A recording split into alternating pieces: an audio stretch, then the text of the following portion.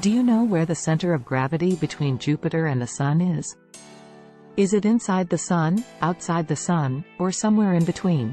Hello and welcome to Curiosity, where we explore fascinating topics from history, science, culture and more.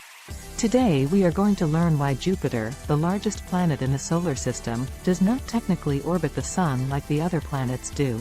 You might be surprised by what you'll find out.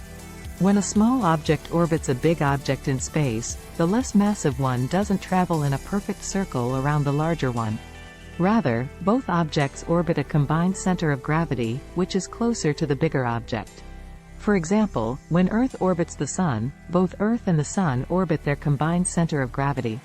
But that center of gravity is so close to the center of the Sun that the Sun's motion around it is negligible, and Earth draws a nearly circular path around the Sun. But Jupiter is different. Jupiter is so massive that it has 2.5 times the mass of all the other planets in the solar system combined.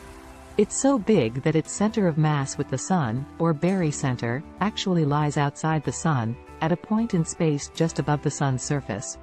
That means both the Sun and Jupiter orbit around that point in space, rather than Jupiter orbiting around the Sun.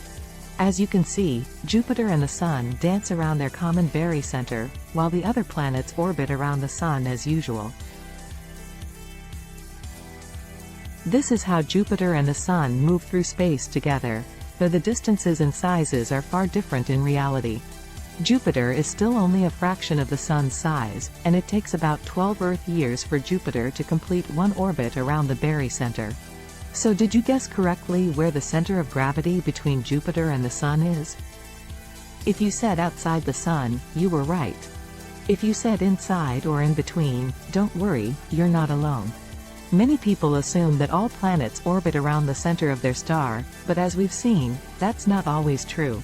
Jupiter is an amazing planet that has many unique features and phenomena. It does not revolve around the Sun like we might expect, but rather shares a mutual orbit with it around a common center of gravity. It teaches us that there is more to orbital mechanics than meets the eye, and that sometimes things are not as simple as they seem. That's all for today's episode. Thank you for watching Curiosity. If you enjoyed this video, please like and subscribe for more content like this. And don't forget to share your thoughts and questions in the comments below. Until next time, stay curious,